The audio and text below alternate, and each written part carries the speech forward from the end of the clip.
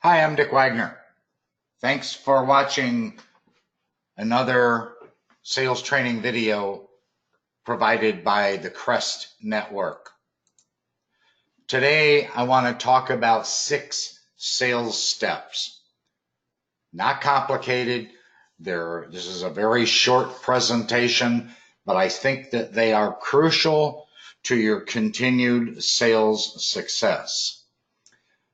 Going around the clock, if you will, here, or clockwise, you're going to first have a prospect, somebody potentially in your sales funnel that you'd like to do business with.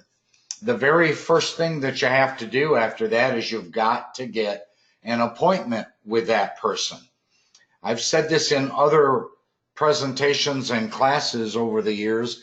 If you can't get the appointment, you can't get the sale.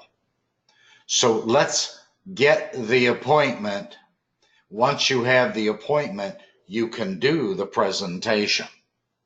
Once you do the presentation, interestingly enough, the prep program, if we're talking specifically about a pre-disaster program that you're selling, the prep program almost sells itself. It's almost a no-brainer. So the difficult part for you, starting with that prospect, will be getting the appointment. The presentation will be very easy for you. Once the presentation is done and the sale is complete, there's a follow-up process.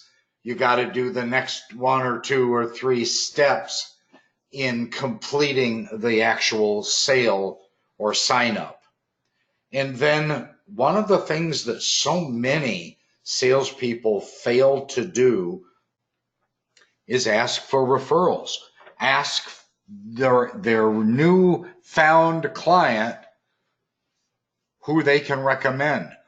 Who could they introduce the salesman to that might also be interested in the program? And then maintaining the relationship. There's always going to be a discussion which one of these 6 circles is going to be the number one most important thing. Some people would say, well, getting the appointment. You just said getting the appointment is crucial. I agree that getting appointments is crucial, because if you can't get the appointment, all of the rest of it doesn't matter. All the way around the blue, the purple, the red, the green, it doesn't matter if you can't get the appointment. And we want to talk about that. We want to talk about understanding which one is the most important. You've got to have a prospect. You've got to have an appointment that actually happens. You've got to do the presentation of whatever it is you're offering or selling. And then there is almost always in any sales process a follow-up procedure. The next steps, what you do, who comes back, and maybe in the case of a pre-disaster program, who comes back, and when you're coming back to do a Matterport scan and mapping and tagging the facility. Referrals, asking for an introduction to another potential client from that existing client, and then maintaining the relationships. I hope you know which one is important, but certainly as it relates to selling a commercial pre-disaster program, number 6, the maintaining of relationships, is by far the most important.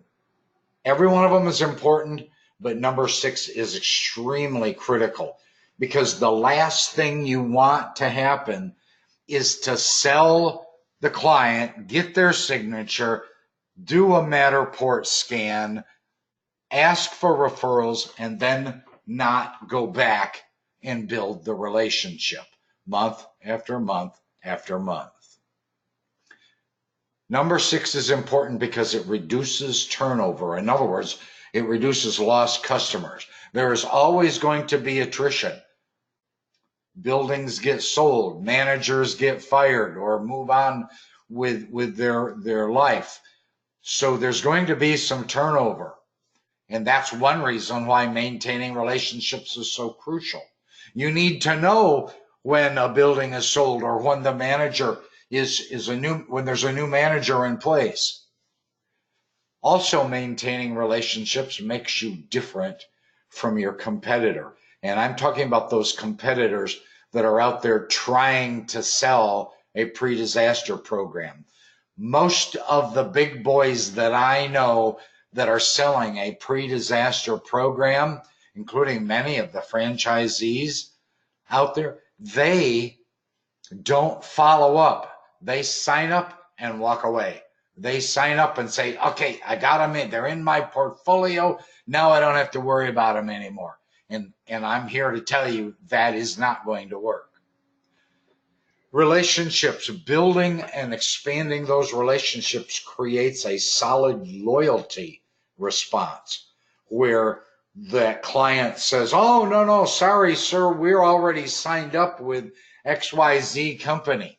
You want to be that XYZ company where they're already signed up. So they're ditching or getting rid of any competitors that come in the door. This has been said in other ways, but it's less expensive to maintain an existing client than it is to try and get a new one. Making it easier to get new introductions and new referrals. When you go back month after month after month, you are going to, if you engage that client, hey, anybody new that you can introduce me to? Very valuable. When you build relationships, it helps enhance the overall or helps minimize the overall likelihood that there will be market rejection. That's what you don't need. You want everybody to know about you even before you get there. You want personal branding. You want recognition. You want one hotel owner to tell another hotel owner about the program they just signed up to, so that you have a much easier opportunity to go in there and sign them up. And it increases the lifetime value of that customer that you signed up. Strong business relationships require a logical understanding and a logical agreement moving forward. It requires very clear expectations. You can't just be vague about what your role and responsibilities are and what their role as a customer, what their role and responsibilities are. And very importantly, it has to be mutually beneficial. And there's one last point, and that's the ABC, and the next point is the D. Strong business relationships require that you be a maven.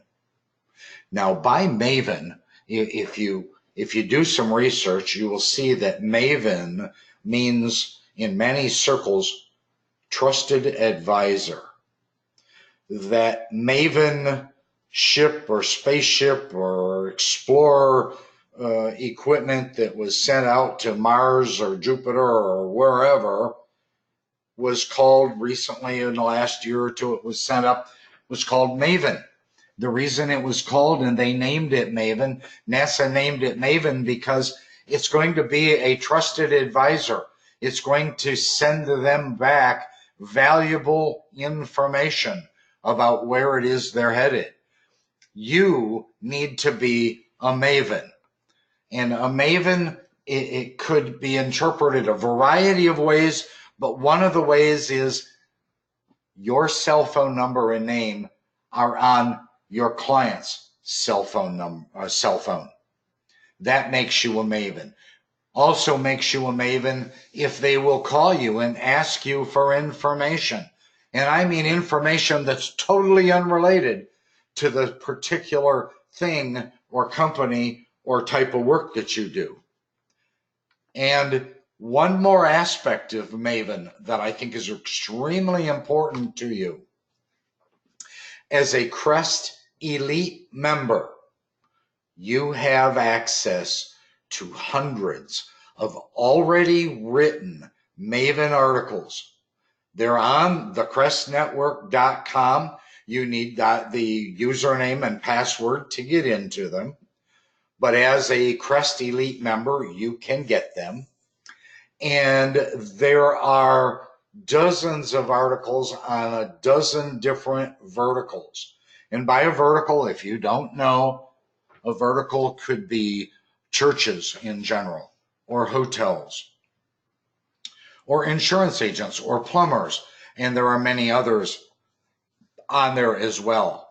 Being a Maven and delivering a different Maven article at every visit is kind of like giving you an ace up your sleeve.